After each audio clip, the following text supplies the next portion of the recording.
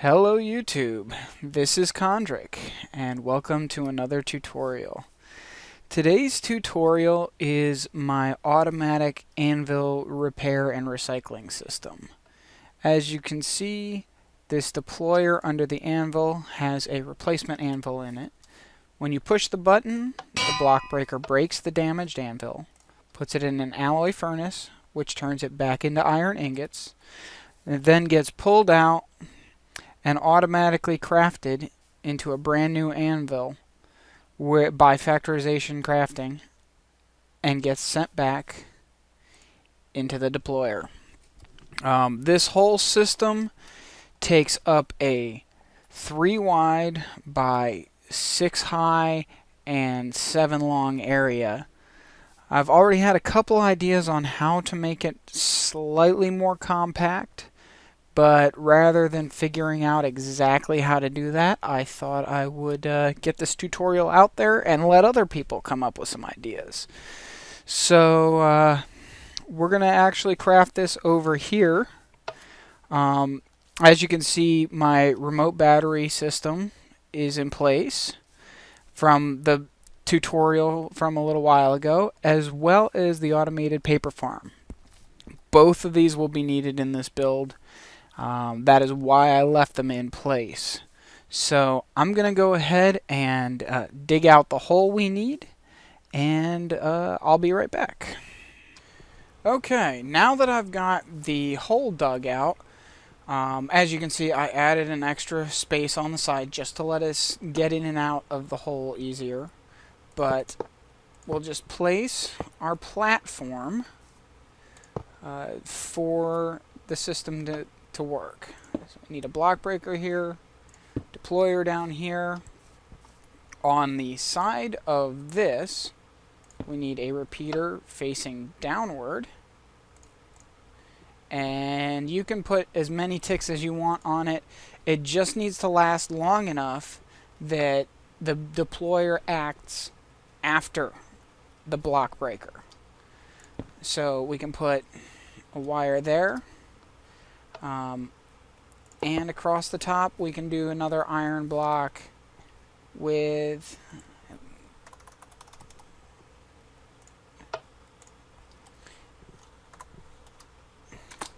a button on it,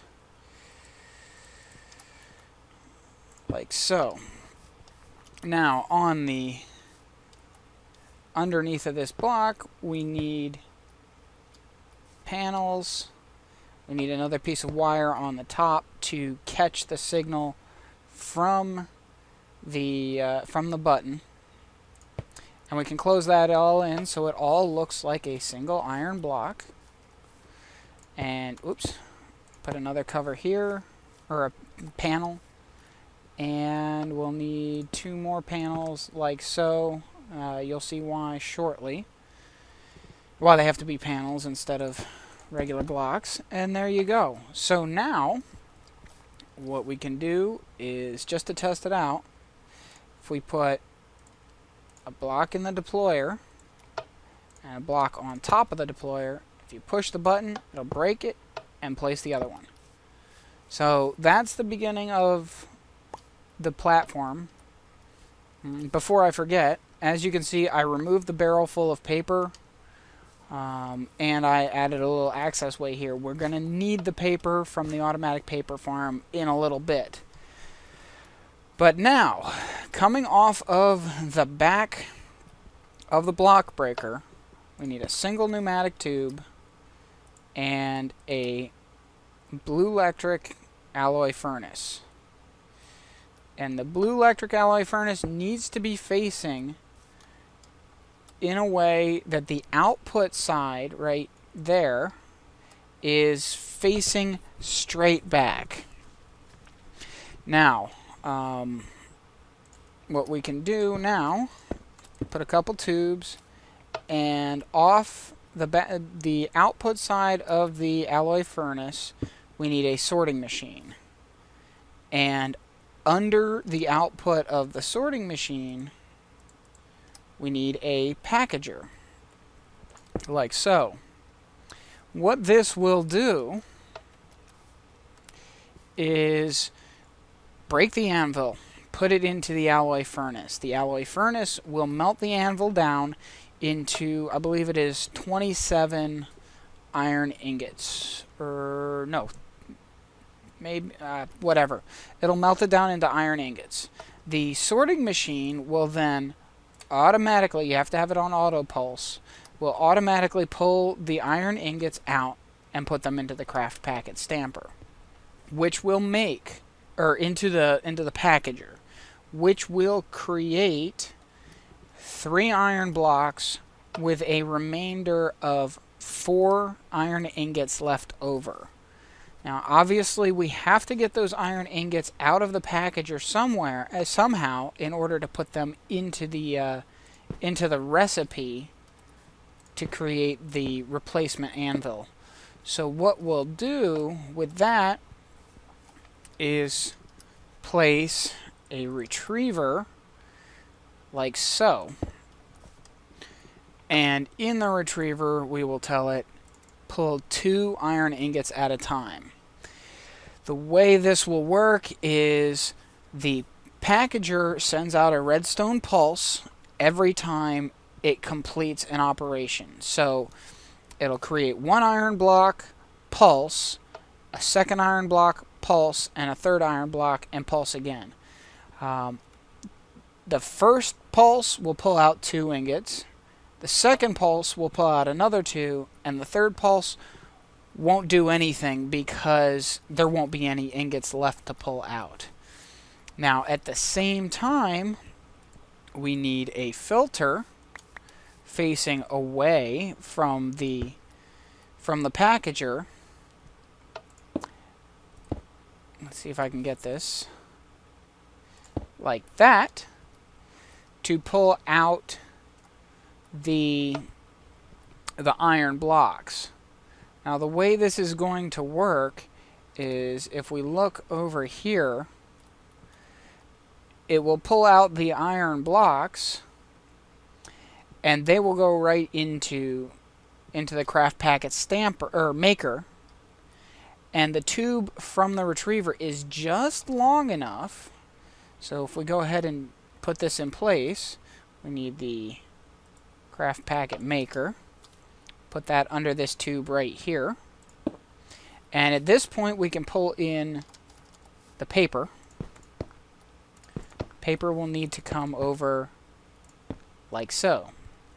And as you can see, it's already coming from the paper farm.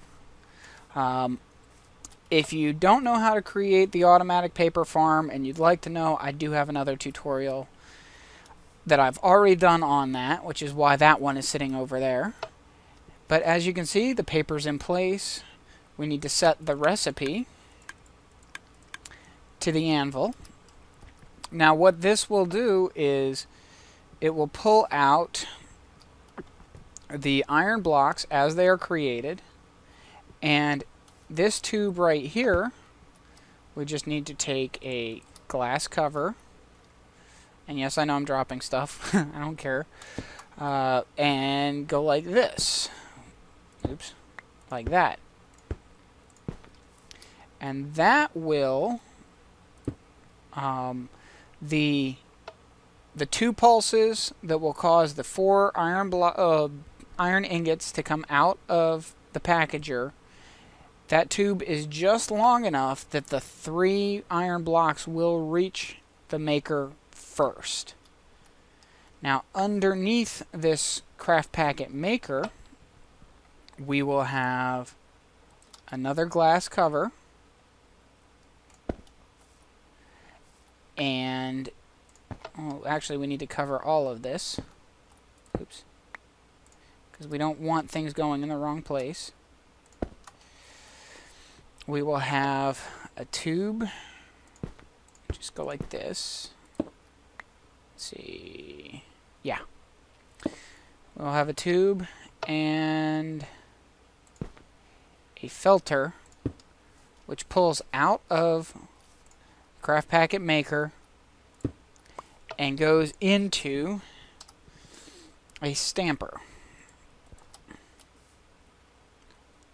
Like so. Now, out of the stamper, We'll want another filter, and then a tube going back up into the deployer. And this is essentially the whole system. Now, what we do need, though, if you haven't noticed already, is power. So what we can do here, there are multiple ways to do this. One thing you can do, if you really want, is you could actually put a thermopile right here, and it wouldn't have as many water sources as it needs, or as it wouldn't have enough water sources to create optimum power, but it would have enough to keep it slightly powered. You could put it on the side here or something. But the easiest way to keep it powered, the easiest way to keep it powered is just to put a couple battery boxes. I'll go ahead and put 3 here.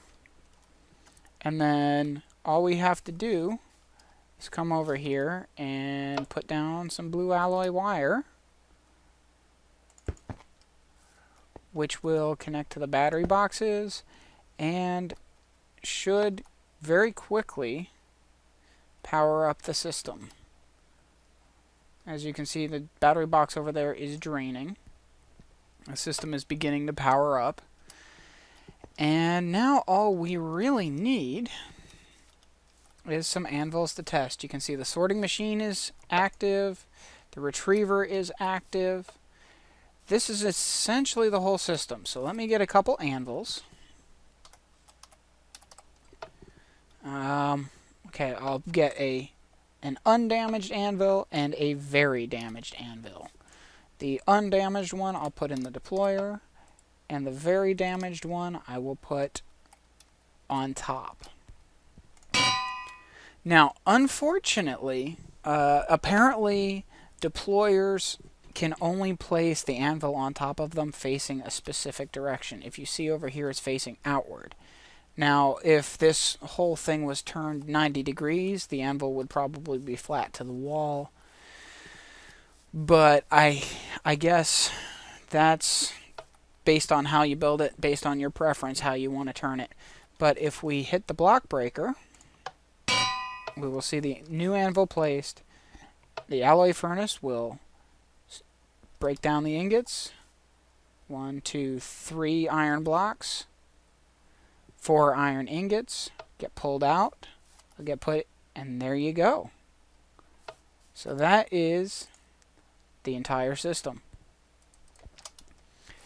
And that's very easy. Now, if you want to, as I said, you can probably power this entire system with a thermopile. Let's see. Guess I can show that. We'll go like this, like this. We will need glass cover right here, here, and here, and of course under here to hold the water in. And let me place the thermopile right here. Now, obviously, a thermopile is a very slow charge method, but it does work. And because you're only going to be replacing the anvil once in a while, that should really be all you need. Now we can put the water in, like so. Water in the bottom. And because I didn't use any normal redstone, I don't have to worry about the water spilling. But there we go. And that will keep the system charged enough for most people's uses. Some people that like to go crazy with anvils, well, you might run out of power eventually. But you can see, or you should be able to see, yes, the power is slowly climbing, so it is working. And, you know, you could put a second thermopile on this side if you really wanted to. But the whole point of this system is to have something that you can have set in a wall in a workshop or something, and all you see is this. You go ahead and do whatever repairs you need to do, like thermopile Mark II, and enchant. There you go. And it changed it. Well, whatever. Anyway, and okay, it didn't get damaged, so we'll just change it again. Thermo. Still no damage. Okay, well, let's put a damaged anvil down again. There you go. And recycle. Going through, getting returned into ingot form. Blocks going in, ingots going in. Done. Pulled out, crafted. And done. There you go. And now because yeah, there you go. I think that about covers it. If you'd like more information on how to do this system, if you have better ideas on how to do this system, let me know. I'll be glad to make a new tutorial with new ideas if somebody would like, or even if you have a really good design and you want to show it off, just let me know. Put up a video description or whatever. I'll be glad to approve it, as long as it's family friendly. And there you go. And so this is nice and compact. If you're one of the people that likes to burrow and tunnel and make underground bases, this can obviously go behind a wall somewhere. You don't have to use iron blocks. But that's the whole system. So I hope you enjoyed it. I have a couple more episodes of my new Let's Play going up in another day or two, so check those out. Let me know in the comments what you thought, and have a great day.